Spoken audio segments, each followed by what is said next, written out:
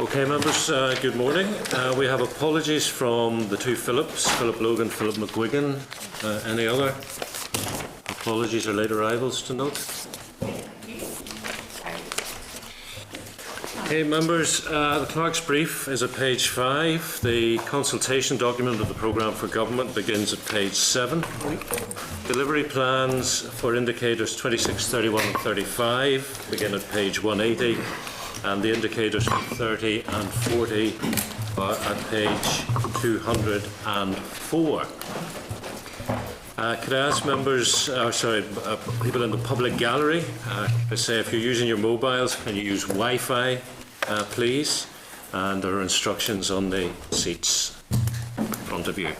So we welcome First Minister Arlene Foster, Deputy First Minister Martin McGuinness, Katrina Godfrey, who's the Director of the Programme for Government and the Civil Service of the Future, and a regular attendee, Dr. Mark Brown, Director of Strategic Policy, Equality and Good Relations.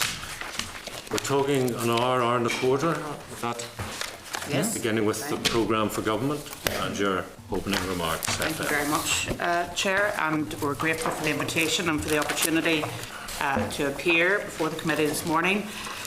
This time last year we agreed the Fresh Start Agreement, and today also marks the fresh start with the committee. Our decision to make the provision for an official opposition and the decision after the election for the Ulster Unionist Party and the SDLP to take up that opportunity represents a real and tangible departure from the arrangements which were agreed in 1998 and 2006. So freed from the inevitable constraints of a 4 or 5 party coalition, the executive, we would say, has already begun to function well. Our challenge in the next 4.5 years is to turn the better functioning of the executive into real and meaningful changes in people's lives, and to do so in a context of, it has to be said, an ever tighter fiscal position. So in this new era of government and opposition, it's likely to take some time before the relationships between departments and their committees settle into a new equilibrium, but I'm confident that we can find a way of working together to the benefit of all of those who we represent. So as I indicated, I very much welcome the opportunity to come along and update the committee in respect of the ongoing work in the development of the Programme for Government. When we launched the consultation on the draft Programme for Government last month, I said that this is an executive that is determined to deliver for all of the people of Northern Ireland, and the draft provides a blueprint for a new way of doing government, one that first and foremost is about making people's lives better, but one that also invites everyone to become partners with us in delivering outcomes that will make a real and positive difference. So the new PFG provides an opportunity for different organisations and sectors to have a role. The executive is working across boundaries to engage directly with local government, the private sector, and with the voluntary and community sectors to try and optimise what we can achieve collectively. So the focus is on putting to the fore societal well-being as a basis for identifying actions that will enable us to bring about positive long-term results, and at the heart of the Programme for Government are partnerships across wider society aimed at achieving our core aim of improved well-being for all by tackling disadvantage and driving economic growth. That's why the new PFG gives different organisations and sectors a role. The executive is determined to work across boundaries to engage directly with the big players, but also the small players, individuals and organisations, in short, with whoever is best placed to help us to optimise what we can achieve collectively.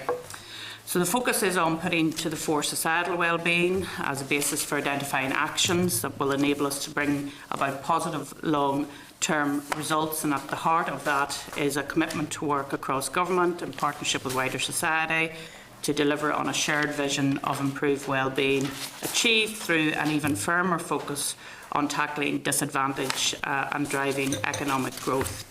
And of course, Mr. Chairman, I'm delighted to say that it is clear that people and organisations are on board with the new approach. There were over 800 responses to the consultation over the summer period on the first draft programme for government, and that's a record for any previous programme for government consultation.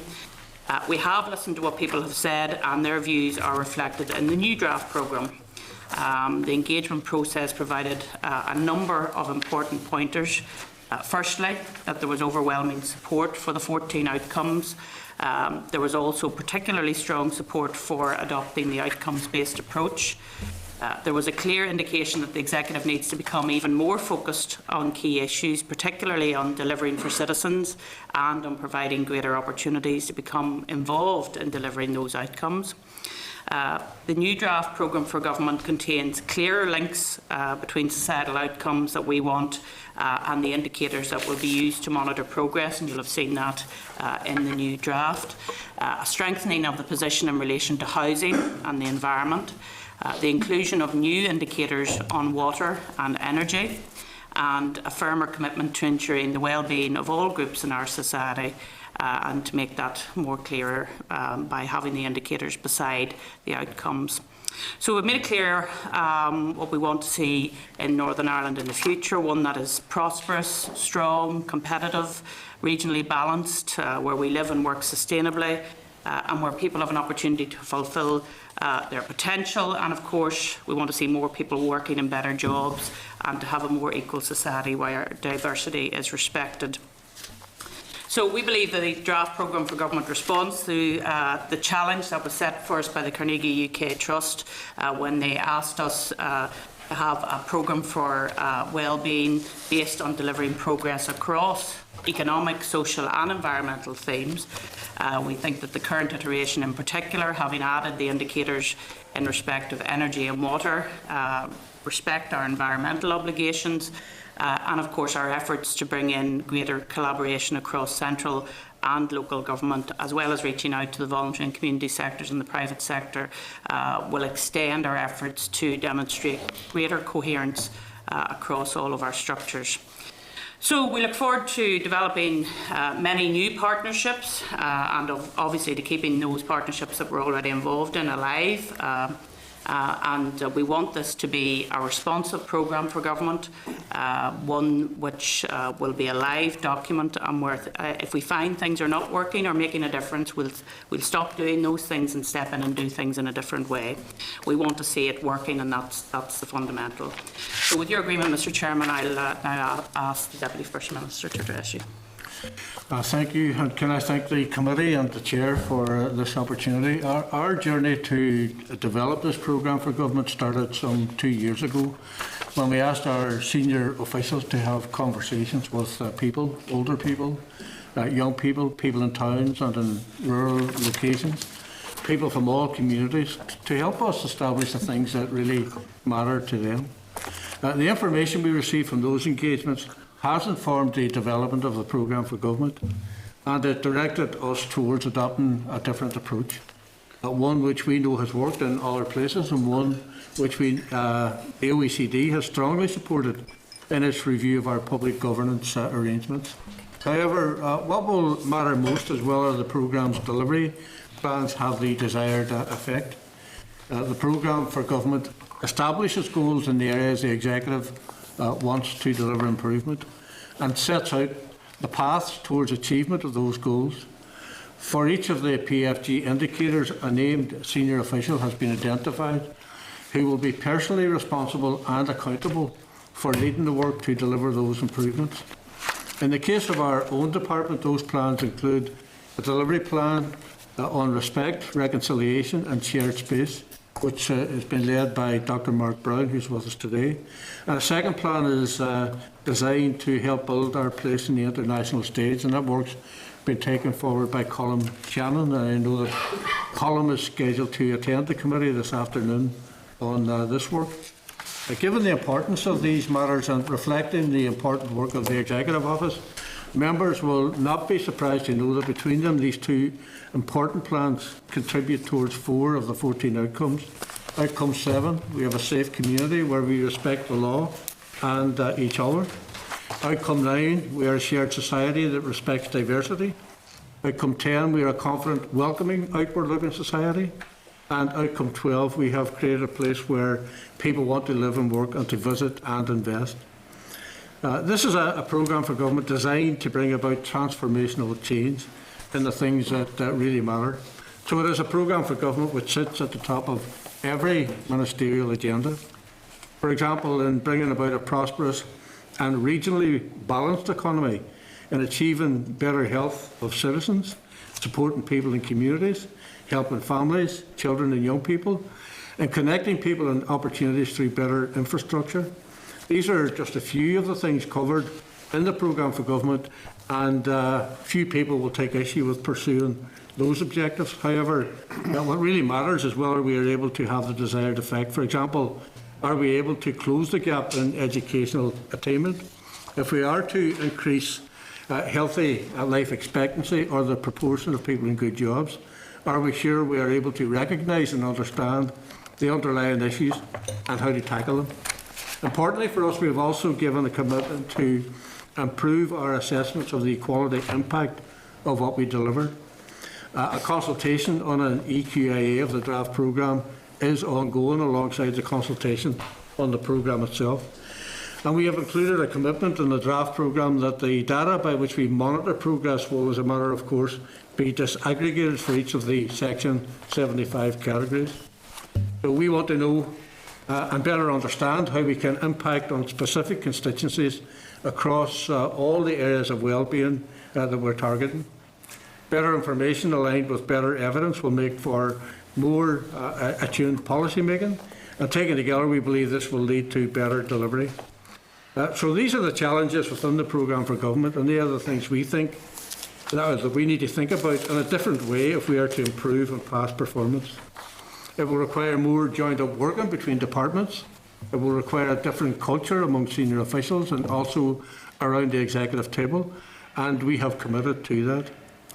We need to break free from the old silo approach and foster intelligent cross-departmental working. And we need to work across organisational and sectoral boundaries. So there are challenges for the Assembly also with regards to how it scrutinises and adds value to the decisions of the Executive. As all of you know, there are 9 departments represented on the Executive with 9 corresponding scrutiny committees. But the focus of the Executive and what it's delivering will now be on the 14 programme for government outcomes, all of which span at least several departments. So this is a matter which the Executive and the Assembly, I believe, will wish to reflect on, but it is not a conundrum that we will solve today.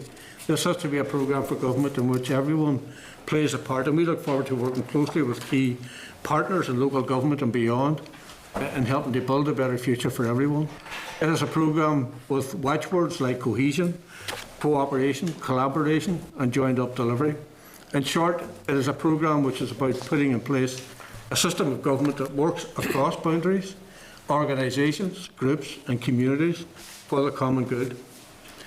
Taken together, the outcomes contained in the programme for government set out a bold vision for a better future, a vision the Executive is determined to turn into reality. We will look to colleagues across the Assembly to support us in delivering better outcomes for all, whether your role is in government or in opposition, in delivery or in scrutiny. We will look to build a progressive unity of effort to ensure that everyone can expect to live in a better place with better health, better jobs and better prospects than before. With that objective, Mr Chairperson, we would be very happy to reply to any questions or comments on the work of preparing a new programme for government. And again, thank you for this opportunity.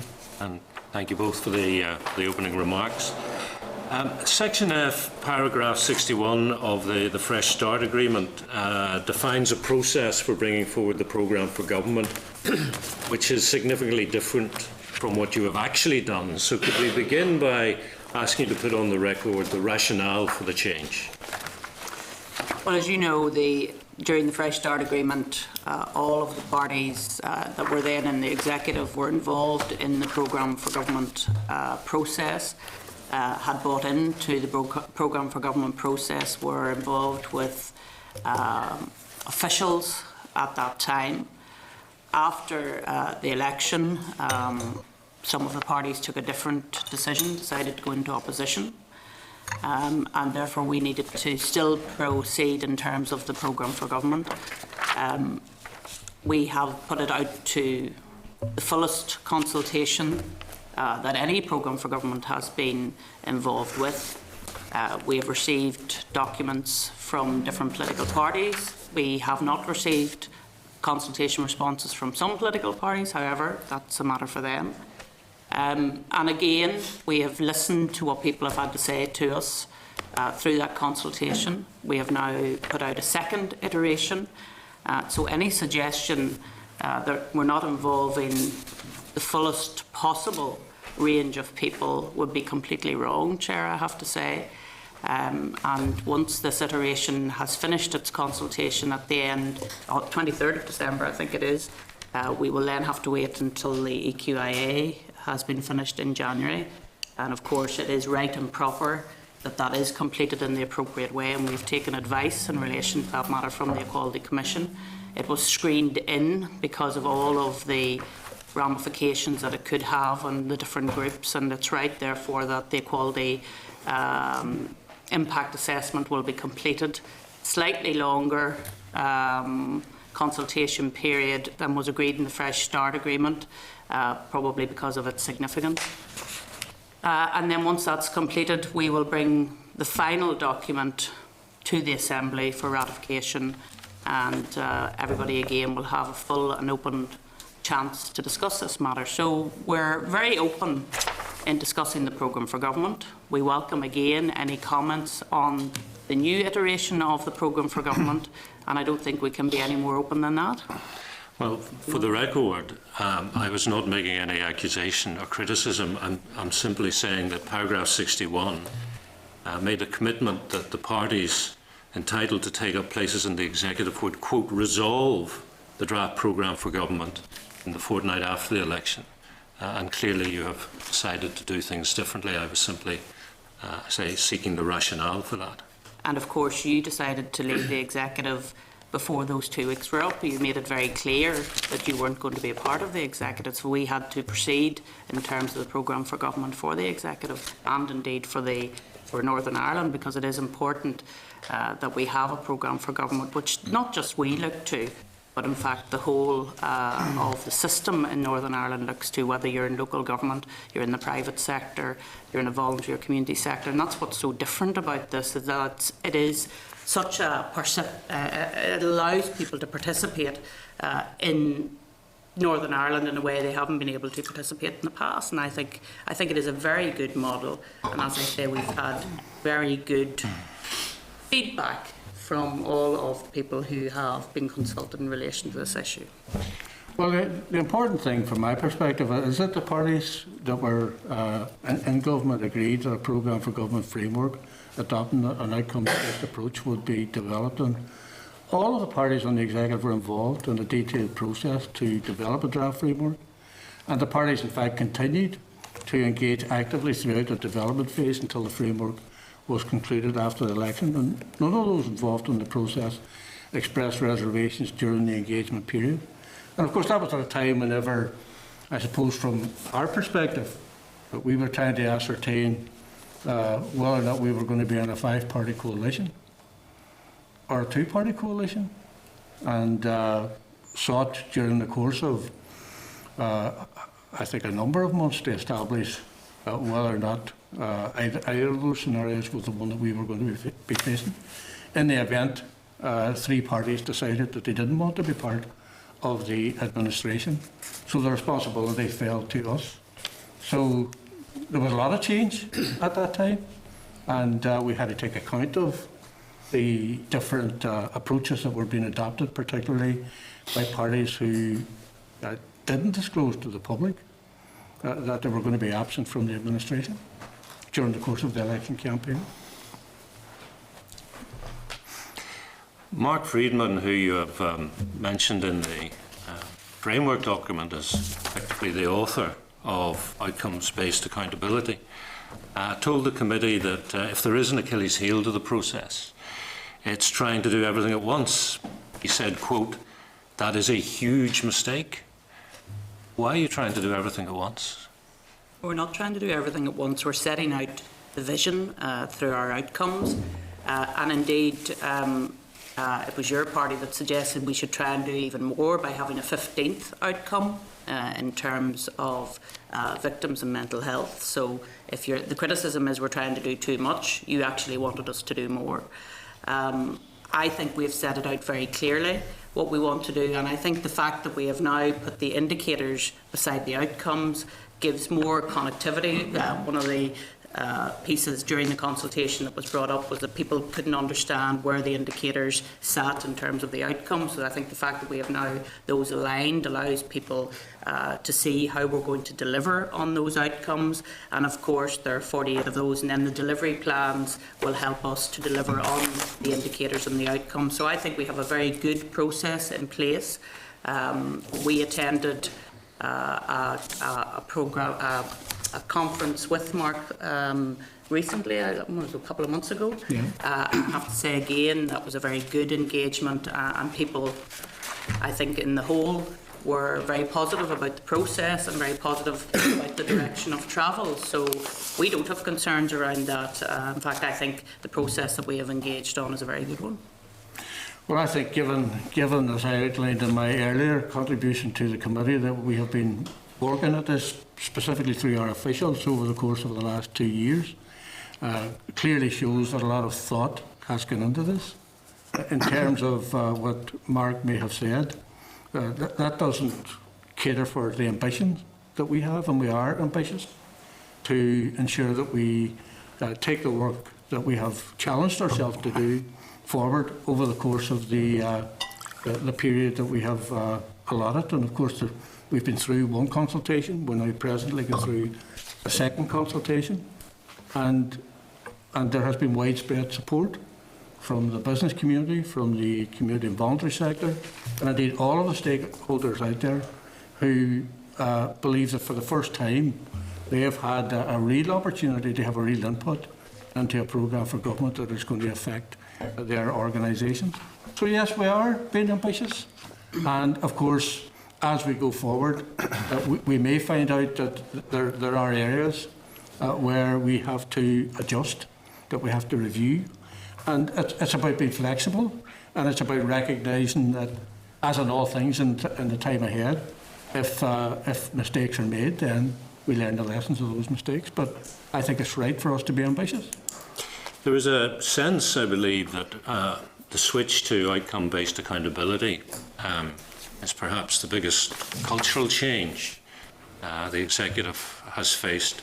And of course it comes at a time when you're also engaged in the voluntary exit scheme, which is the biggest change in the headcount of the civil service in our history. How are you managing those two processes in parallel? Well, the voluntary exit scheme has worked very well. If the question is around capacity to deliver the programme for government, I believe we do have the capacity, because there are new structures being set up through the delivery plans, and the Northern Ireland Civil Service Board, of course, has overall ownership in terms of the programme for government. But of course that misses the point as well in respect of the partnership approach in delivering the programme for government. It's not just about central government, it is very much about all parts of society working to deliver on the programme for government, and in that way, frankly, making this place more relevant to people in their everyday lives. So what we want people to understand is that we are giving them a programme for government that has come about after extensive consultation as to where the country is going. If that is the case, we want people to be a part of that, whether they're at local government or whether they're in a voluntary community sector or whether they're in the private sector. So it isn't just about what is the NICS doing, it is also about what is everybody else doing as well to help us to deliver. And that's why it's so different. It is a huge cultural change, there's no doubt about that. And I think, frankly, Chair, some politicians are struggling with it. In terms of looking for targets and looking for things like that, when in actual fact this is a new way of delivering through indicators and through delivery plans. So it is a big change, and I accept that wholeheartedly. But there will be measurements. You will report on what has been achieved. There will be continuous measurements, and I think maybe Mark can explain the way in which we're intending to do that. But it will be, with your consent, of course, it will be through a live website where, as things are measured, they will be uploaded. So those percentage changes that we will want to see measured, they will all be uploaded. But do you want to, Katrina?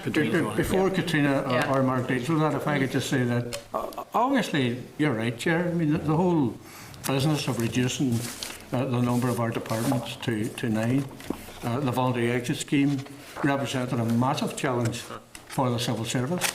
But I believe it's a challenge that they've risen to. I think that they have been fantastic in the work that they have done. And of course, at the same time, dealing with the other huge challenge of putting together the programme for government and the associated budgetary issues, which will obviously have to come into line with all of that, clearly shows that we have been well served by the civil service and their ability to deal with all of those challenges over the course of the last couple of years, and specifically over the last 12 months.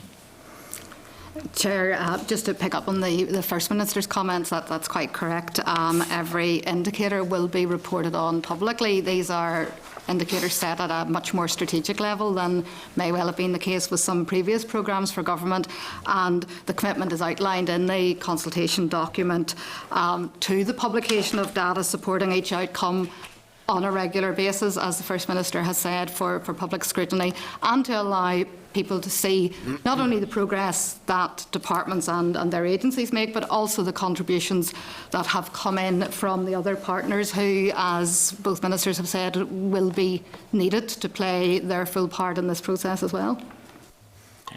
The Deputy First Minister in his opening remarks talked about a 2-year journey and consultation with, amongst others, older people. So I think it would be remiss of me not to acknowledge the fact that the Commissioner for Older People is far from happy with the programme for government, as indeed the Victims Commissioner is unhappy there isn't a specific outcome on victims. So I think it would only be fair to give you the right of reply to those two comments. Well, officials have been engaging with both of those sectors and again explained where they fit into the programme for government as it currently stands. Certainly in terms of the outcome, enjoying long, the key is there, healthy, active lives. We believe that the older section of our community is accommodated within the programme for government. And of course, in terms of the victim sector, as you will know, Chair, we continue to put priority on that sector, particularly after the funding which has been announced just last week in terms of over £30 million being secured for the victim sector. And again, we would believe very strongly that they are accommodated within the programme for government. Yes, they don't have a victim-specific outcome, but they are accommodated in terms of the outcomes, many of the outcomes, whether it's we care for others and we help those in need, we are a shared society that respects diversity, we want high-quality public services. There are many outcomes that impact on the victim sector, just as they do in terms of the older sector as well. Members, we're 30 minutes into the session and 5 members have indicated, so we should start with Liam Marvin. Thank you very much, Mr. Chairman, and can I welcome both First and Deputy First Minister along to our committee, and thank them for the presentation. In relation to the consultation response, it was 810, which was the biggest ever. Was there a degree of consensus within that wider consultation as to the main issues that they felt were most important? Well, certainly generally there was a very strong welcome to the new way of doing things.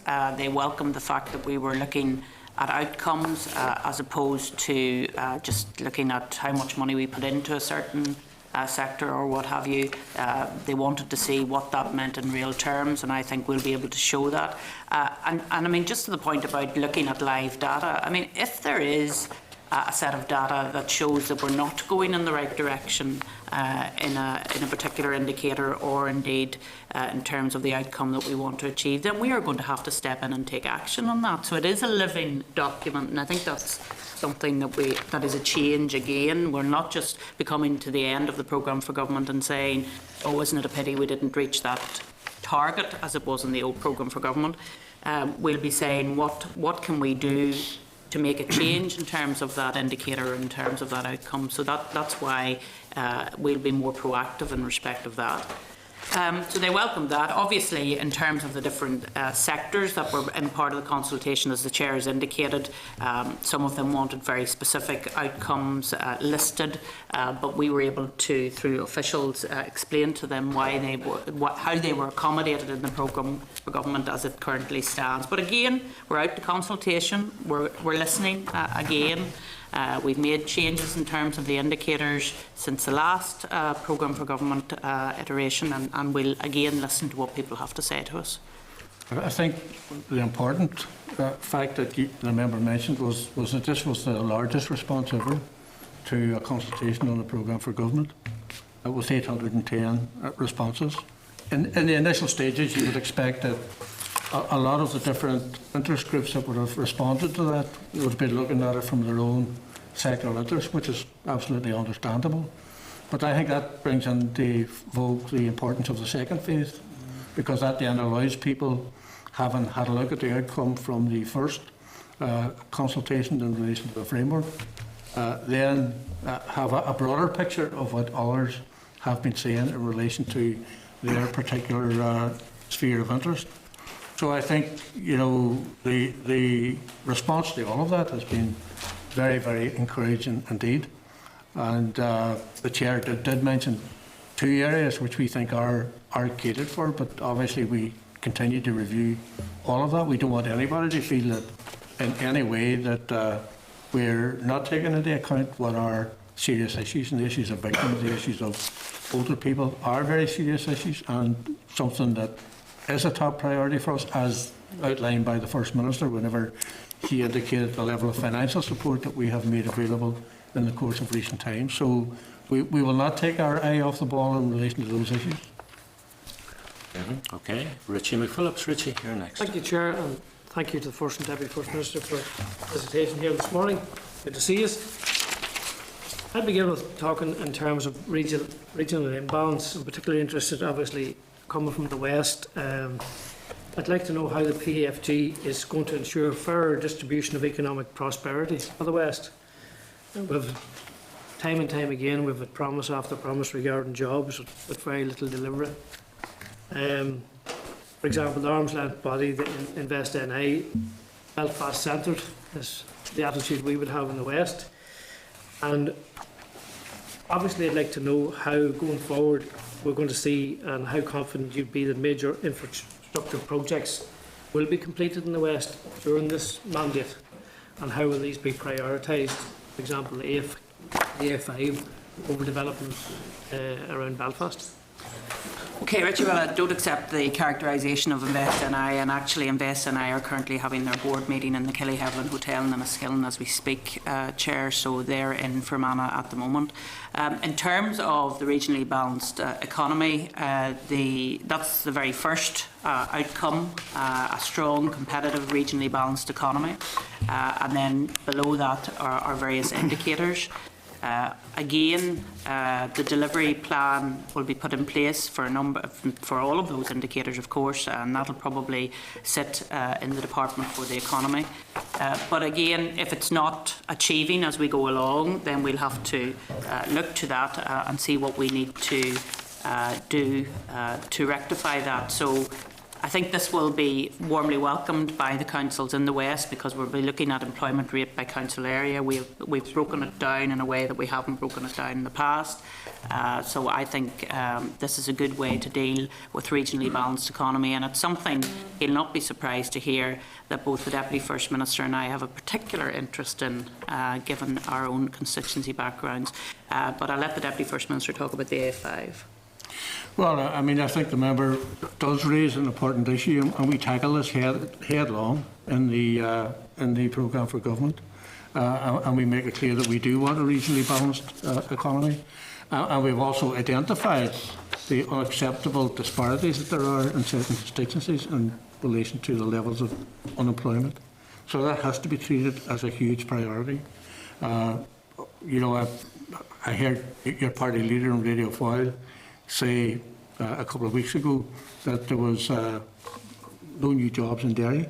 Well, that'll come as a surprise to Convergence, to One Source Virtual, the media law company Smith Den, Metaverse, Mod Squad, and the investments that Allstate have made. So the figures clearly show that the majority of foreign direct investment that has come in has actually gone to areas outside of Belfast. But that still does not deal with the reality that there are unacceptable high levels of unemployment in those areas, which are legacy issues and go back a very, very long time. Of course, the argument correctly is made that until the infrastructure is got right, it's going to be very difficult to attract people to the West. And that's why there is a big focus on the A5 and the A6. And of course, the process of getting the first stage of the A5 running, and remember, we've put aside, ring-fenced, almost £500 million, £480 million, for the purposes of dealing with those two situations. So the work is ongoing in relation to being in a position of preparation to begin towards the end of next year the work on the A5. Of course, we know we've been through in the past judicial reviews, which have had an impact, and we can't ignore all of that. So that's a job of work to be done in the time ahead. There's opposition to the A5. In fact, there's opposition from some members of the Assembly to the construction of the A5. I mean, people before profit were actually involved in the campaign to effectively obstruct and prevent the A5 being constructed. And they're on the public record as having participated in the protest meetings against the construction of the A5. Now, from our perspective, we've had to face this again in the course of the last couple of weeks. The courts have made a ruling in relation to a section of the A6, which obviously we would like to see a successful outcome from in the early part of next year, as the judge has indicated he intends to expedite this quickly, recognising the importance of these significant infrastructural projects. But the first part of the work, that section of the end of the motorway through to Toome, I'm told by the Minister for Infrastructure, and I think he informed the Assembly that work has begun now and will continue on. So the stretch which is in contention at the moment is obviously that stretch from the Toome to the Castledawson roundabout. And I think it's also very, very important to state, you know, as I do travel on that road every single day, there is huge support in Derry, huge support in County Derry for this road. And, you know, I think that all of that has to be taken into account, given the reality that we believe that it is vitally important that there is a first-class transport route between the City of Belfast and the City of Derry. That doesn't just benefit people in the north, it's also of huge importance for people in Donegal, given that many of them have financial commitments in the north, and the amount of cross-border trade that has taken place is something that's, you know, hugely important for all of us. Sean Lynch. Thank you, Chair, and thanks for coming this morning. I think it was yourself, Martin, that mentioned more joined up across departments of working. How can this be best achieved? Because we know from the past departments have been working in silos. Well, we've agreed, you know, obviously, as I said, indicated earlier, the big change that's happened as a result of the election is that instead of having a 5-party coalition, we had a 2-party coalition. So the First Minister and I have had a number of conversations at the time of the formation of the government, and we both expressed our mutual determination to end the silo mentality and to ensure that the ministers in the different departments were conscious that we would produce more and better results if we're clearly seen to be working cross-departmentally. And I think the programme for government that we have put before the people has made it absolutely clear that the silo mentality is going to end, that we are going to be very determined in ensuring that we are working with a view and with a purpose to ensure that we get the best possible results for the people that we represent. We can only do that by ending the silo mentality, and we're very, very determined to do that. One- Well, I don't think it's just a determination politically, it is also a determination across the NICS, and the fact that the people who have day-to-day responsibility for this are the NICS board. They will bring all the delivery plans to that board, they will determine what's going on, and often that will be across departments, and as the Deputy First Minister said in his opening remarks, that does present somewhat of a challenge to the committee structure in this place, because obviously some of these outcomes will straddle maybe sometimes 3 or 4 different departments, and then the question comes, well, how are we to scrutinise that, given that it lies across a couple of departments, and that's something that we are going to have to try and come to an accommodation on, and we'll need to do that together to try and find out how are the committees going to be able to scrutinise this, given that it sits across government. Yeah, just one quick question, Chair.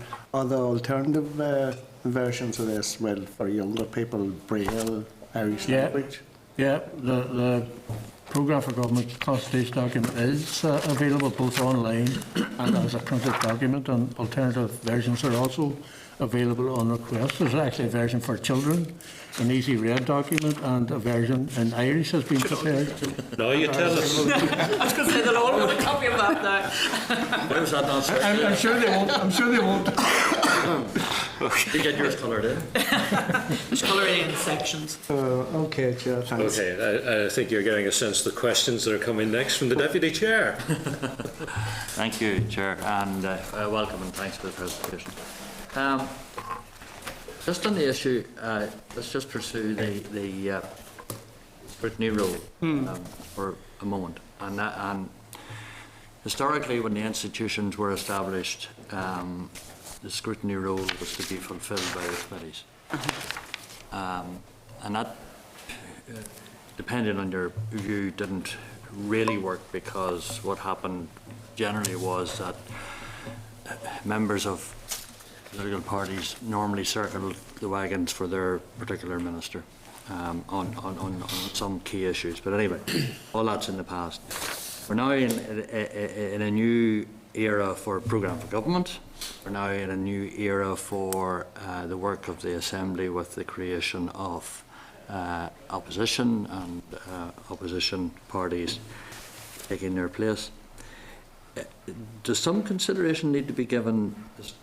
I think you've already outlined it, but some consideration has to give to not only the cross scrutiny within committees, but also how best opposition parties can genuinely scrutinise the work of government. And if we're in this as elected representatives to do the best for all of the people of Northern Ireland, then the work of opposition is I would argue, as important as the work of government. That the people can feel that the opportunities are there for government work to be properly scrutinised and held to light. So, any thoughts on that? Well, of course, the committee structure and the opposition structure are not mutually exclusive, because opposition members sit in the committees. So they will still, I presume, in particular this committee, will obviously want to take that role very seriously in terms of opposition. But if you, sorry, First Minister, but if you base it on the fact that what is likely to happen, the balance of committees is reflected by the strength of the government parties and the opposition parties. Yes. So how do you then facilitate opposition scrutiny in its proper sense? Because we will make ourselves available to come and be scrutinised by you. But my issue is, obviously we sit at the top of the executive, so therefore we have to have an overview of all of the outcomes, just as the head of the civil service will have a view over all of the outcomes. But you will want to get, the committees will want to scrutinise particularly, so to take for example Richie's point about a regionally balanced economy, the Committee for the Economy, I presume, will want to follow that very closely and will want to scrutinise that. But again, this committee will have a view on that as well, because the Executive Office will obviously have a view on that. We do, I think, probably need to spend some time working out how this will work in the future. The Executive Office Committee, I think, will probably have a very key role in the programme for government scrutiny because of the fact that they are the Executive Office Committee. But other committees will want to get involved in each of the different outcomes and indicators as well, I would have thought. And because it's a live, what I hope will happen is a live feed on our progress to the website. Then people will be able to, during the course of the year, call whoever in to ask, well, why are we going in this direction, or why are we not going in that direction? I hope that scrutiny will happen not just at the end, but actually along the way in terms of programme for government as well. Well, you obviously noted in my contribution that given that we have 14 outcomes and we have 9 departments, that does represent something that both the Assembly, this committee, other committees and ourselves that we'll have to reflect on, because not working in a silo mentality clearly suggests that we need to find a solution to that, and I think we're up for having a look along with the committee and with the Assembly to see how we can deal with that in a way that allows us to ensure that these are all given proper consideration. Just to pursue that just a little more, that might well be something that either this committee or the Assembly Executive Review Committee might want to look at, and might want to give some thought to that in terms of the working of the institutions per se, rather than simply the present day situation. I think there is a wider argument to be had. I think the ARC Committee might be glad to get that, but it won't. Yeah. The ARC Committee Chair is not here, or he could have helped us. Yes. Could I add, Danny? I think the chairperson's liaison group is also looking Yep. at the issue. Have they started to look at this issue? It's certainly been mentioned. Right. Yeah, I think, Well, I think there's only been one formal meeting. Yeah, well, I certainly agree with everybody that we need to focus on how we can bridge that gap, Yes. which people think is there. Yeah. Well, that's welcome. Just on the issue, I think in your presentation, First Minister, you particularly mentioned the issues of both energy and water. Yes. What measures can we expect in respect of those issues in terms of programme for government and perhaps measures that will seek to address some of the really challenging issues, both of those, cost of energy, particularly to our industry and even to our householders domestically, and also in terms of water infrastructure. And water infrastructure is not a very sexy thing, it's a very essential thing, and you know, there are issues that will require investment, not least to avoid even European infraction proceedings, no doubt aware of. Yes. Isn't it wonderful we're leaving Europe in that respect? That may not escape us from I'm historic joking. infraction.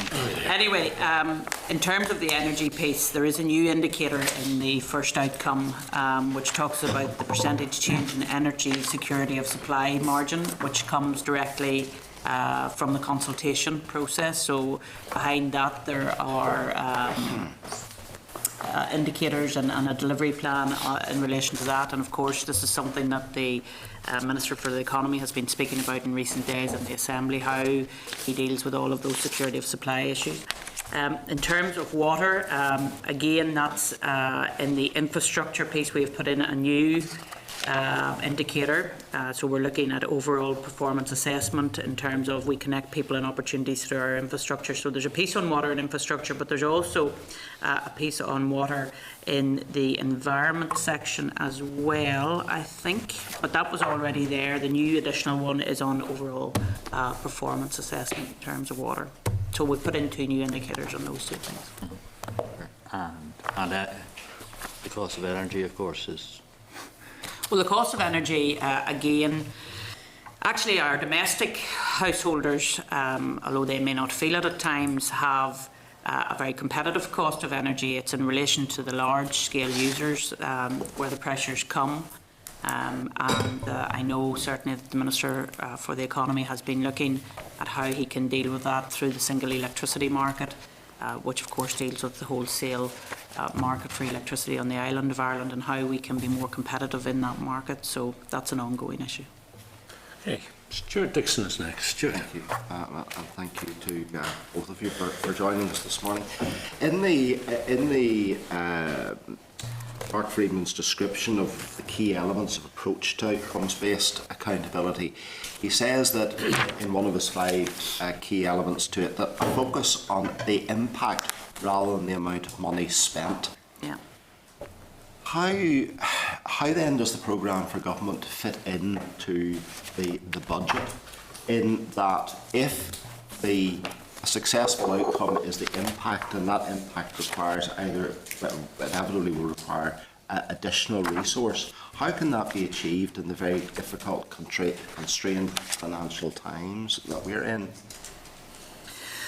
Well, you're right to point out it is around impact, not input. It's very much not about input. It's about the impact that we're going to have, and that's why in many of the indicators you will see percentage changes. Are we achieving those percentage changes? And that's about having an impact, because when you're in government you can have a lot of strategies, and sometimes people call for strategies in order to tackle issues, but a strategy in and of itself doesn't actually deliver anything. It's about what are the percentage changes, how are we making an impact on people's lives. So we will look after this programme for government consultation is finished. We obviously then have to look at, well, if we want to see a percentage change in, I don't know, the number of young people involved in third level education, how do we affect that change? I strongly, and I think you probably heard me arguing about the need to engage with young people even before they go to school. And so where do we need to target our limited resources, first of all? And in targeting our limited resources, can we add value to those limited resources by working alongside, make no apology for it, local government, the third sector, the private sector? Can we add value in how we deliver those services? But most of those impacts quite regularly are negative impacts. So, for example, today we hear on Ambulance Day that the impact of change in the ambulance service is that it takes 3 minutes, now on average 3 to 3.5 minutes longer for a call to be answered. That's a negative impact. The answer is it needs more money, it needs different resources, it needs additional ambulances, it needs more staff, it needs smarter thinking. How do you do that in these financially constrained times? You see, it's not just about more money, and in some cases it will be about more money. I don't shy away from that.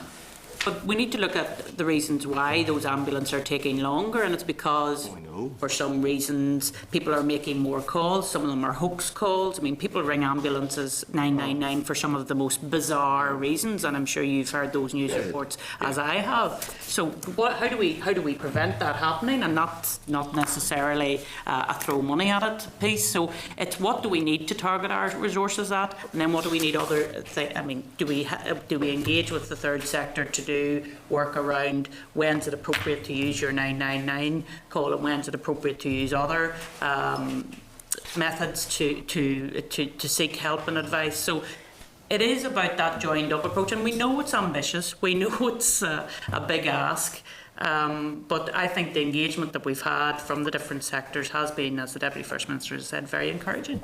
And finally, outcomes-based accountability, and you said it right at the very beginning, places personal responsibility on named civil servants in respect of all of this. Is that not in reality buck passing from politicians to civil servants? And in the past, where you and we took responsibility for the decisions that were made, that the failures of those decisions will be actually passed to civil servants? No. Well, the book starts with us. The book clearly starts with us.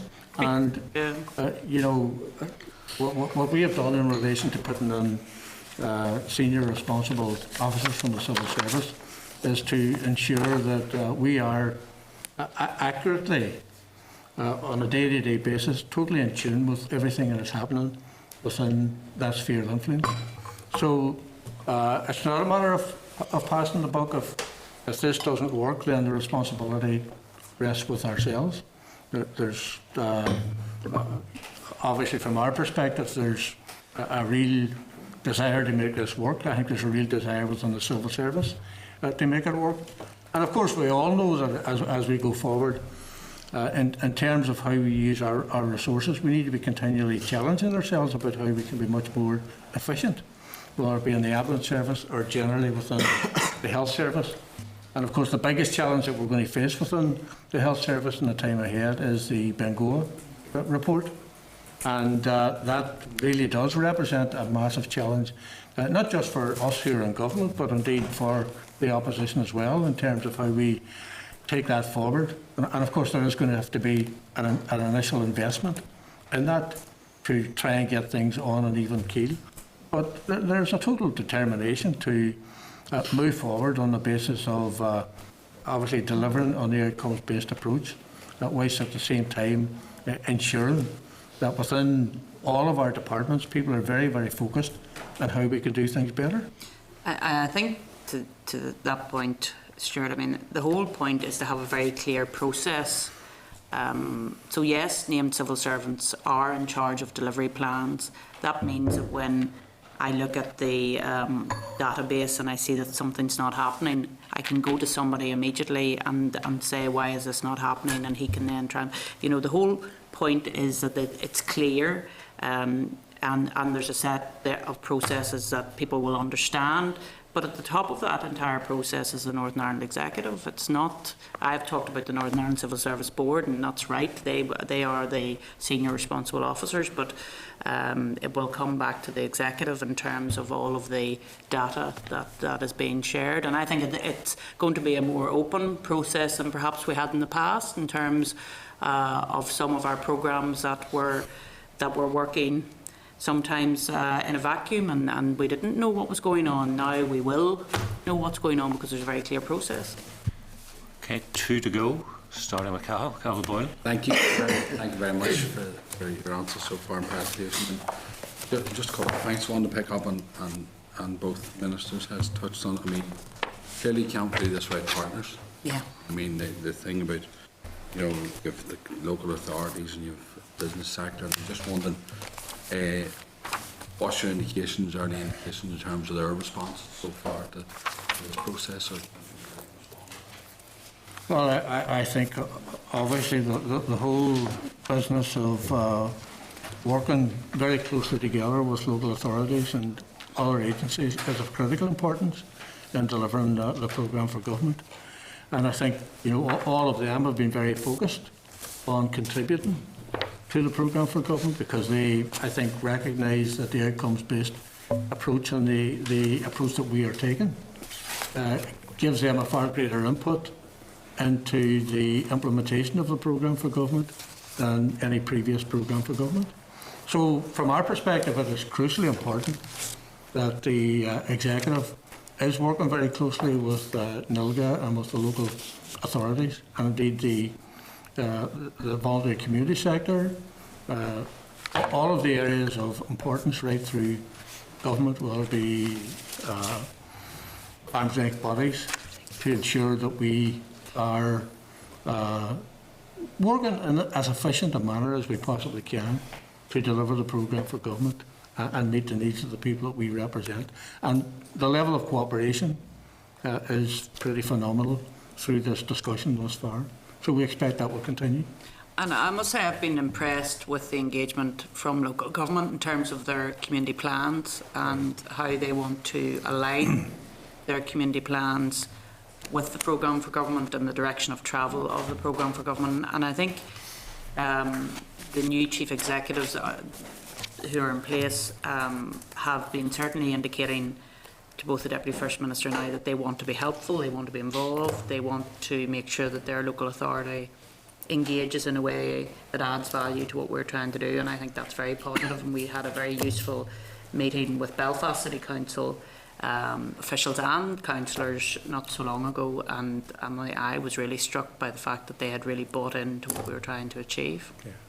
No, and I appreciate, Minister, and you've already touched on the, because it's not all about money, I know, but about the model out there that's working. Just another point, I mean, Deputy First Minister mentioned respect, reconciliation, shared space, and about that delivery plan, what it covers, and how it's going to tackle the likes of races and well, our racial equality strategy for 2015 to 2025 includes a shared aim across the executive to combat racism and hate crime, and this includes a commitment to work alongside the Department of Justice to develop an approach to tackling racist hate crime. So it's a huge area for us. I mean, I think obviously in the aftermath of the EU referendum, there was a big increase in hate crime in England and maybe to a less extent in Wales. We didn't experience that here, which was a good thing. It clearly shows the maturity of our people in recognising that this is something that is hugely damaging. Junior Minister Ross and Junior Minister Fearon were, along with the Minister for Justice, very pleased to attend the No Hate campaign.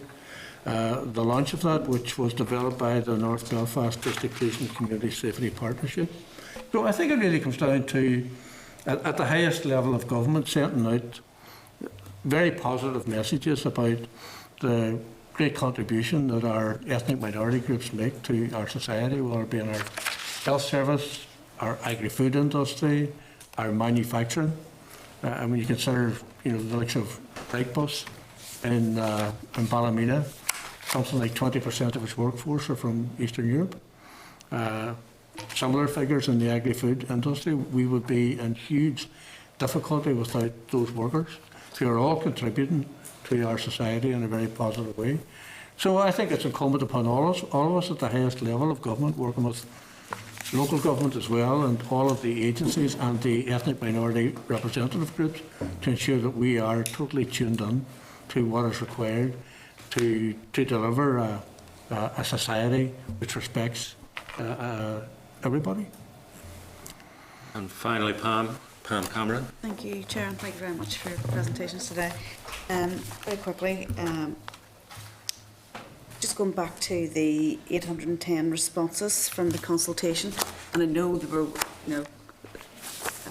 very broadly positive comments. I'm just wondering, of those that were negative, how many were there, and what sort of complaints, or what was that negativity based around? Well, I think we've already heard even today that the old style was that you had to be mentioned in the programme for government to be able to have a hook to get progress on in terms of your different sector or in terms of your particular interest. And I think that for some in the community, they felt if they didn't see their particular sector mentioned in an outcome, they felt that they weren't included then in the programme for government. But of course that's not the case. We're not talking about different sectors. We're actually trying to say behind it all, it's about well-being, it's about how we can deliver for everybody in Northern Ireland, and we're not going to go around and name everybody's sectors, because by the very nature of that you're going to leave somebody out. And we don't want to do that. We want to be as inclusive as we possibly can in this programme for government. The consultation continues, and as I understand it, officials have committed to, is it around 40 meetings, Katrina? Yeah, at least. At least 40 meetings to go out again and talk to people about the programme for government and how it's going to impact and where they can see a role in the programme for government. So I think it has been a really good experience. In terms of negativity, I think most of it was around just trying to get their sector named as opposed to anything else.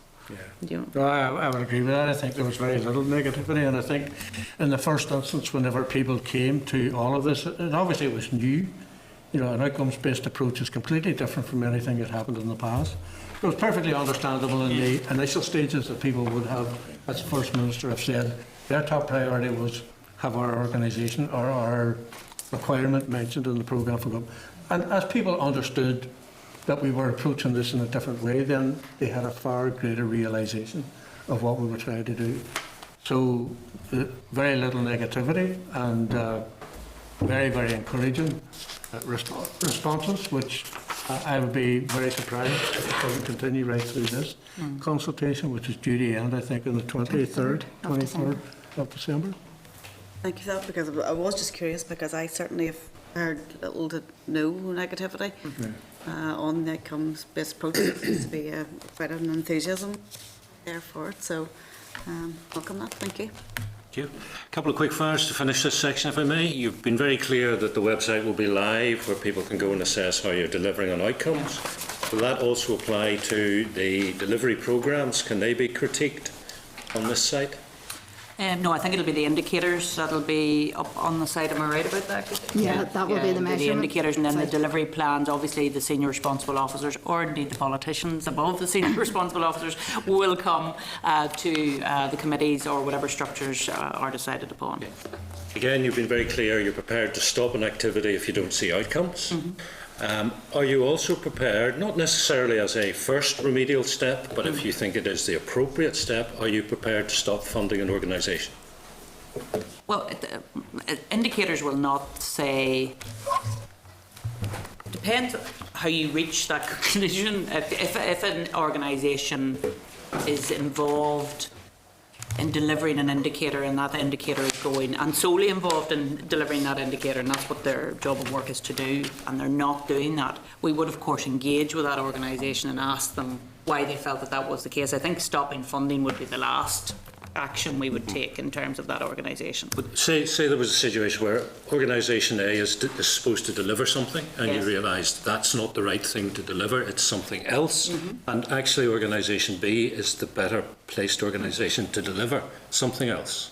Well, it's difficult to talk in hypotheticals, as you will know, but if organisation A has been charged with delivering the indicator, we then decide, you know what, that indicator isn't delivering the outcome, we need a different indicator, and organisation A can't or doesn't have the capacity to deal with that indicator, then we would have to look at doing You'll deal things in with a different way. Yeah.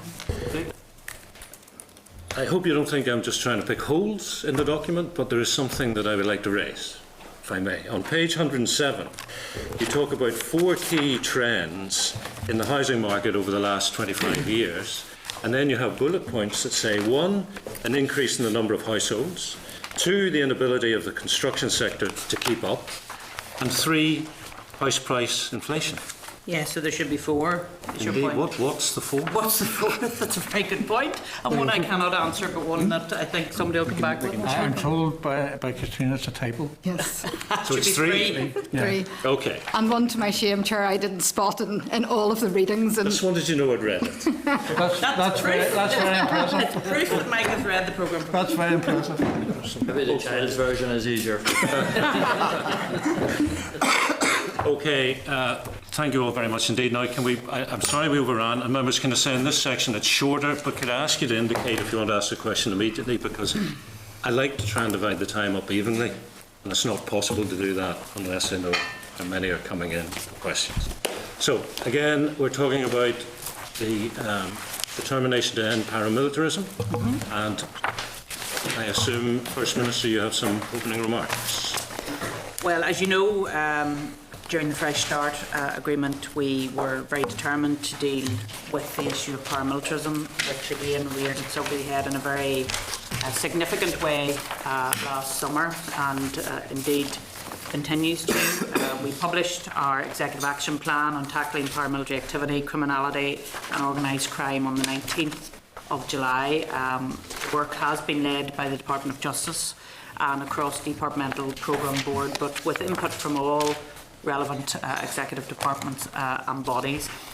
And the action plan puts forward a combination of approaches to tackle the issue of paramilitary activity and organised crime, ranging from law enforcement to supporting communities in transition. So it is around a range of actions to try and deal with this issue. And going forward, the programme will be overseen by the Tackling Paramilitarism Programme Board. The board is co-chaired by the Department of Justice Senior Responsible Officer of the programme and the Department of Justice Special Advisor. The board consists of senior Grade 3 officials from the Executive Office, the Northern Ireland Office, and advisors representing both First and Deputy First Minister, and the board will be accountable to us for delivery and will coordinate input to the Independent Reporting Commission as and when required. So I think there's been good progress made. The Deputy First Minister and I had a meeting with senior management of the Police Service of Northern Ireland last week in relation to paramilitarism. just for an update, and we will continue that engagement with them because we want to be as helpful to them in their efforts to tackle organised crime and paramilitarism as we can be. Well, the other important point is that the public awareness campaign on organised crime is due to be launched by the Justice Minister next Monday, with the ad hitting TV screens on Monday night. And it would be, I think, useful if committee members were helping to promote that campaign, for example, by tweeting the link to the TV ad on YouTube. The other issue that came up during the course of all of this was the claim that the NIO was withholding money for executive paramilitarism action plan. There is in reality no issue in that. No money was withheld or at risk, and there was no dispute with the NIO. It was just the executive getting on with the work. It was always mutually agreed that the high-level action plan would be developed in greater detail, different strands taken forward by a programme board, funding released as required and at the right time. And these claims obviously stemmed from a misrepresentation of what our Finance Minister told MLAs last month. He actually said the Secretary of State has advised that UK government funding will not be released until the Executive agree a more detailed action plan. The Department of Justice will progress this to ensure that access to that funding is secured. So there was always to be a more detailed development of initiatives flowing from the Executive High-Level Action Plan. That was in the action plan itself. James Brokenshire's letter of the 29th of July to the Justice Minister said the publication of the initial high-level action plan confirms the progress that has been made. Drawing down the UK Government's financial commitment to this work will be subject to agreement of the more detailed action plan by the Executive. So obviously this work is very, very important, not just for us in the Executive, but for every single member of our Assembly. There can be no excuse whatsoever in our society for armed groups of any description. And in fact, whenever we talk about armed groups and paramilitarism, we're actually now talking about criminal gangs. And I don't care what side of the community that they come from. If there are people out there breaking the law, then they are criminal gangs. Whether they are flying a flag of convenience for republicanism or a flag of convenience for loyalism, we need to see them for what they are. They are people who are acting in a way that is very damaging to our community. And I think that places a massive responsibility on all of us, both within the administration and working with people in the community to confront the activities of these people who are hell-bent on feathering their own nests and have no interest whatsoever in the well-being of our society. So, I mean, that's the big challenge for us. It's not seeing these groups as groups that have a political flag of convenience.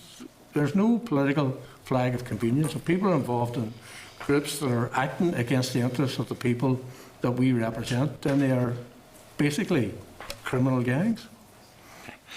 But again, thank you both for that. Deputy First Minister says, a note you say that the Finance Minister was misrepresented. I would just put it to you, I think that form of words could legitimately have been interpreted in the way it was interpreted. Yeah. Sean. Yeah, just a quick question. In relation to recommendation 43, I think it is, of the panel report, do you believe that it will tackle criminality and organised crime? Recommendation 43. Of what? Panel report, that had been the paramilitary panel report. 43. Could you tell us what the recommendation is? I haven't it actually in front of me, sorry. Just repeat what you said, anyway. Yeah, do you believe that recommendation 43 of the panel report will tackle criminality and organised crime? Well, the entire report Yeah. from the three-person group is about tackling, and I don't even know if paramilitary is the right word, the criminal gangs that exist within our society. And I think that was a good body of work done by Lord Alderdice, by Margaret McWilliams and John. So I think, you know, what we have to do now is ensure that in conjunction with the Department of Justice, that we are well organised to ensure that we implement that report to its fullest degree. And if we do that, I think that will have a dramatic impact on ensuring that these groups are not allowed to continue with their activities without challenge. And I think also the fact that we're focused on working very closely with local communities is a very important aspect of all of this. I think one of the most important pieces arising out of the report is the fact that we need to push ahead with our organised crime legislation, and the Department of Justice are currently scoping that legislation. I would like to see that happening, and I said this to the Minister recently, as quickly as is possible, but obviously we want to make sure that the legislation is good legislation and fit for purpose. We will be looking at the Scottish legislation in that regard, and making sure that we give the tools to the police service to deal with these issues, because that was certainly something that we talked about when we met the Deputy Chief Constable just last week. Stuart. Yeah. You use some words which are very important, working with the communities to deal with the scourge of paramilitaries or criminal gangs. Do you have a recognition that in that work, that working with what are known as pop-up community groups, new community groups that are set up to deal with this particular issue, is not the best way forward, and that in fact the investment in dealing with criminal gangs needs to be done through long-standing community groups and organisations, people who genuinely know communities, not those that are just set up to deal with pockets of money which you issue, for example, through SIF? Well, I don't accept that characterisation of SIF, and I think that SIF, and I'm sure we don't want to get into a detailed discussion about SIF because that's not what we're here to talk about today. We're here to talk about paramilitary organisation, but SIF is doing some very excellent work right across Northern Ireland, both in terms of the capital investment that we're making and indeed in the employability and early childhood interventions as well. So SIF is doing good work, and I think that's absolutely the case. We want to work with those who can expose paramilitarism and make sure that those who are committing, whether it's street level drug dealing, whether it's the sort of thing, extortion that's going on of businesses, albeit it might be small amounts of money that's been asked for on a regular basis. Those are the types of people that we want to deal with and get dealt with. And we've talked to the police around this and what's the best way of doing that. And it is about the communities having confidence in the police service. So we need to look at whether there needs to be more of a police presence in some of these communities. I mean, one of the best examples, I think, of community policing that I witnessed was in the Shankill, where all the young people knew exactly who the community police officer were and they respected him, and he came along to some of their youth groups and he went to the Hammer youth group and he was a part of the community, and therefore he was the norm and he was their police officer. So we need to make sure, and this is something that we're considering at the moment, that we have a community police service that people recognise and respect as the legitimate rule of law. So that's something I feel very strongly about. And we need to also then, as I said, give the tools to the police service to be able to deal with these matters. And I hope that that legislation will be pursued and that we will have it on the statute book during this mandate.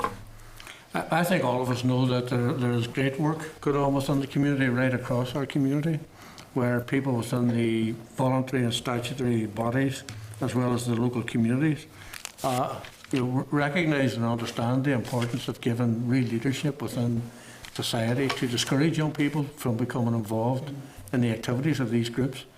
And I take the point. I mean, pop-up groups, I mean, we need groups that have credibility within communities, people that have been long-standing in their opposition to this sort of activity, people who are wholeheartedly behind the work of these institutions and the work of peace.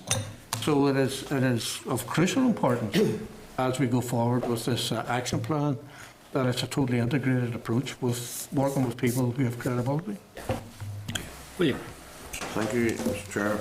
I suppose my own constituency, or part of my own constituency, has been known as the fuel laundering capital in Northern Ireland, but in recent times there has been a new fuel marker technology brought out, and it seems to have had a notable drop in actual fuel laundering from that. Are you aware of this, or have you any evidence to say that there's much less? Yes, we are aware of it. We've been aware of it for some considerable time. And the reports that we've had from the different agencies who've been dealing with this have recorded a dramatic decrease in the amount of fuel laundering as a result of the new technology that has been applied. So I think, obviously, as in the case of so-called paramilitary groups, criminal gangs, people who are involved in this sort of activity, which frankly is now decreasing, are also criminals and have to be seen as criminals, people who are preying on the community and who do enormous environmental damage to local areas. So it is really encouraging to know that the reports that we've received as a result of the new approach and the new, I suppose, dive, for want of a better word, that has been used, has been successful. We've just got to keep that going. Yeah, this is obviously under HMRC, so we don't have direct accountability in relation to the issue, but I understand that it is making an impact. We're pleased about that because these people, of course, are only interested in making money. Let's be honest about it. They want profit, and that's what it's about. So any disruption that's taking place is a good thing, and I commend the work of all of the agencies involved in terms of fuel smuggling. It's difficult work. You know, it's dangerous work, but we do commend them and indeed for the work that they're doing and the ongoing work that they're doing. And finally, Danny. Thank you very much indeed, and thanks for the just quick opportunity. Just, I mean, I accept fully that there's work carried out by SIF, particularly in my own constituency, that you're aware of, Minister. The project is very successful. I'm very happy to support that. In terms of, is there therefore an urban-rural split in some of the challenges here? What's your assessment on that? Well, I always think there's an urban and rural split in a lot of the challenges that come to us, and indeed in a lot of the opportunities. And Richie talks about economic development in the rural setting and the challenge that is. As opposed to urban life, and the fact that most companies, when they come here, want to locate into the capital city and all that brings with it. And again, there is certainly a difference in urban working class deprived areas than there is perhaps in some of our rural areas, so we have to find different solutions to how we deal with some of those challenges, whilst at all times respecting the rule of law and wanting to have what I think the report talked about, the culture of lawfulness, and that's what we want to engender in our young people. So it is a challenge, and there's no doubt about it, and we have to think of different ways to do that, whether it's through the schools, through the communities, through respect for police. All of those issues have to be tackled. I think that all of us have a good handle on the rural-urban divide, but one thing that I think is not contestable is that criminal gangs are very mobile. People who have their sole focus on making money for themselves and not caring what damage they do to the local community are very mobile, and they move right throughout our society. And there also is, I think, over the years, empirical evidence that on occasions these groups, some of whom use flag of convenience of republicanism and loyalists, actually work together on occasions. So, you know, we need to be very focused on the fact that criminality within our society is carried out by people who are very mobile themselves. Technology also helps them in terms of the technological changes that there have been in recent times, whether it be the use of social media, mobile phones. But, I mean, I think particularly in relation to armed groups who are working day and daily to try and kill people, whether it be prison officers or police officers, I think the work that has been done by the Gardaí and by the PSNI thwarting the activities of these groups has been amazing over the course of recent times. Every now and again they will record, you know, what they would consider to be a success. But, you know, whenever I see, you know, slogans on the wall, as I do sometimes in the area that I come from, extolling the virtues of people becoming involved in conflict or violence, I say to myself, well, that shows how much detached whoever wrote that slogan on the wall is from where the vast majority of our people are at. They're just living in cloud cuckoo land, and they haven't come to terms with the fact that the overwhelming majority of our people, no matter what their political allegiances, no matter what their religion is or their political persuasion, want to live in peace and don't want to live in a society which is being preyed upon by people who are out to do damage to local communities.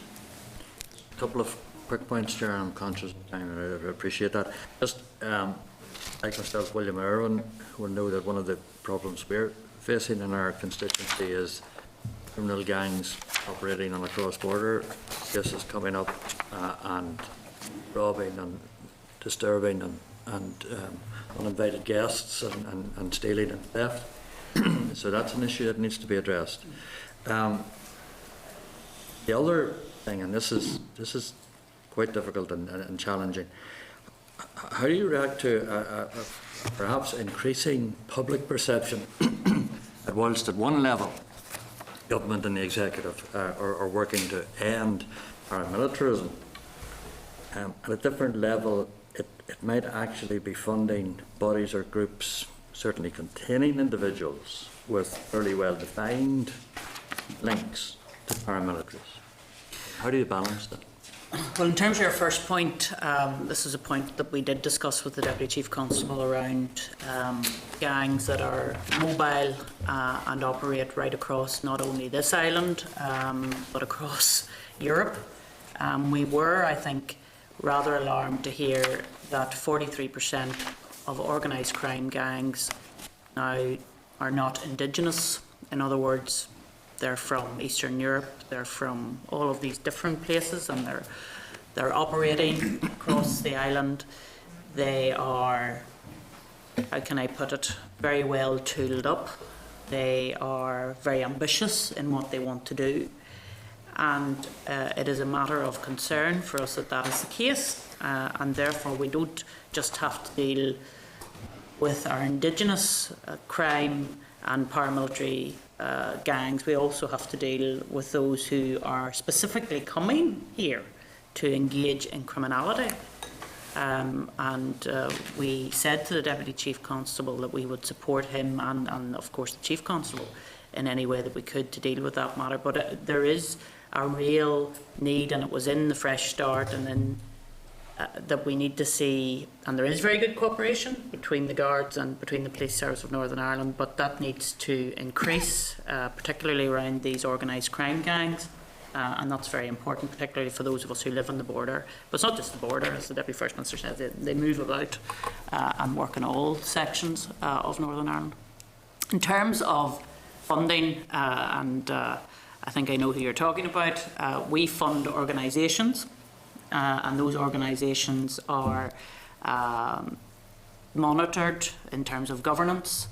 Money is only paid on receipt that the money has already been spent, and it has to be spent for the purpose of those programmes that are given. In terms of employability programmes, we have to see that they are putting skills into their young people in that particular area, that they're engaging with the employers forum that has been set up in that particular area. So we work with organisations, and if we are content that those organisations are fit for purpose, then we will work with those organisations. We don't go through all members of staff and ask them what their previous associations were. We want to encourage people to move away from anything that they've been involved with in the past, and if they are engaged in activities today, then they should be arrested for those activities. And I want to say that very clearly. The police should arrest them, and they should interview them, and if there's evidence, bring it before the court. I don't think that anyone should be given any comfort in terms of thinking that they are untouchable.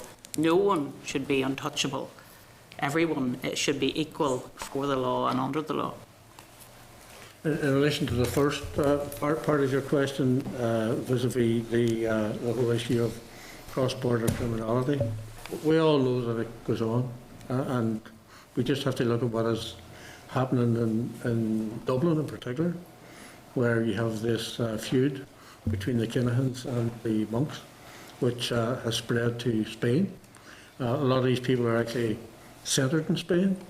They are drug barons. They are criminals of the worst possible kind. And of course they're involved in almost on a monthly basis of killing each other. And I think there's also a very strong belief that, we may have seen it with some of the people that were arrested during the course of the attack on the hotel in Dublin. Some of that reached right into the north. So, we need to be very conscious of the responsibilities that the police services have, not just in terms of the Gardaí or the PSNI, but also working very closely with police services in Europe to ensure that we are, as best we can, protecting the people that we represent. It may focus itself on feuds that take place and people being killed on the streets of Dublin, but all of that camouflages what these people are doing behind the scenes. These guys are mostly drug barons. They are multi-millionaires who are living a life of luxury, mostly on the European continent, and who are poisoning people with their activities all over the world, and specifically here in our own country. In relation to the second part, I mean, the SIF programme, and you've specified yourself the good work that's done in relation to issues that you're focused on in terms of your particular area. There has been no allegation whatsoever that any of that £80 million, which has all now been effectively designated and allocated to specific groups, no evidence whatsoever that one penny of that went missing. But what is critically important from our perspective is the point that the First Minister has made. I mean, there are undoubtedly organisations out there who have people working within those organisations who have come from the past and who are totally committed to the peace process, don't want to go back to what went before, and who are making very powerful contributions to improve the life in loyalist and Republican areas. We can't dismiss that. We have to take on board the fact that moves our society forward, because the projects that are being put in place, whether it be pathways to employment for young people who have never had an opportunity to have a pathway to employment, support for families, support for various educational projects. I mean, all of them are and all of the debate and conversation around the focus on East Belfast, there was no focus whatsoever on all of the other steering groups who are doing amazing work and delivering for local communities. Yes, we had a particular problem in East Belfast. I hope it can be resolved, but that should not, I think, raise any question marks over the fact that in East Belfast, employability schemes about putting young people into pathways for employment, we're making a very positive and worthwhile contribution to the local community. And why should we allow one controversy to overshadow the tremendous work that's been done everywhere else? Well, as the Deputy First Minister is naming some names, could we finish with this question, which I think is legitimate? Deputy First Minister said publicly that he felt DSTIT should stand down as the Chief Executive of that Charter NI organisation. First Minister told the newsletter she welcomed the news that he was standing down, but he hasn't. How does that work? Well, because it was reported to me by, I don't know whether it was the newsletter or the Belfast Telegraph, to be fair, they may have reported my comments. I thought he had stood down, because that's what was reported to me. He clearly hasn't. I think that Mr Stitt made some very controversial statements that were wrong, and as I understand it, the Board of Charter and I have taken action over that in terms of disciplinary action. It is certainly not for me or anybody else around this table to interfere with the employability of someone in an organisation. It would be quite wrong, quite illegal as well, it has to be said. Can you imagine if I said to Charter NI, I want you to sack your chief executive? Do you think that would be legal? Because I tell you now, it wouldn't be legal. And they have to go through the proper processes to deal with anything that comes before them, and they have dealt with the process in terms of disciplinary action. I have also said, and I am on the record as saying, that the whole story around Eastit is a complete distraction from the work that's going on in East Belfast. And East Belfast in particular have benefited from SIF in terms of the new Bryson Street surgery that's up and running now. I visited it back in May time, doing tremendous work. Their employability scheme, which Charter NI is a lead partner in and which has been delivered by James, I hope makes a real impact in terms of young people living in East Belfast. Do I think the story around D has been a distraction? Absolutely, it has been a distraction, and I regret that because it has allowed people who were always against the programme of SIF to attack SIF. And I regret that as well, because in every constituency across Northern Ireland, SIF is making a real difference to people on the ground, and that's what we should be focusing on. I think what the First Minister has said in relation to what people believed at the time of the controversy, particularly in the aftermath of what was for him that disastrous interview with the Guardian newspaper, that there was a view that Mr Stitt had taken a decision to resign, but for whatever reason changed his mind. I think that he should reflect on that, and that he should recognise that the good work that has been done within Charter NI in relation to whether it be Bryson or the employability scheme should not be overshadowed by the ridiculous comments that he made during the course of that interview. And I think, in his own lights, if he really does care about the local community, then I hope he will take a decision that lays to rest this controversy. I just want to acknowledge you've been more than generous with your time, because we've overrun and we have strayed from the agenda, and I thank you for tolerating both. So, Deputy First Minister, thank you. Mark and Katrina, thank you as well. Thank you, Chair. Members, two issues before we break.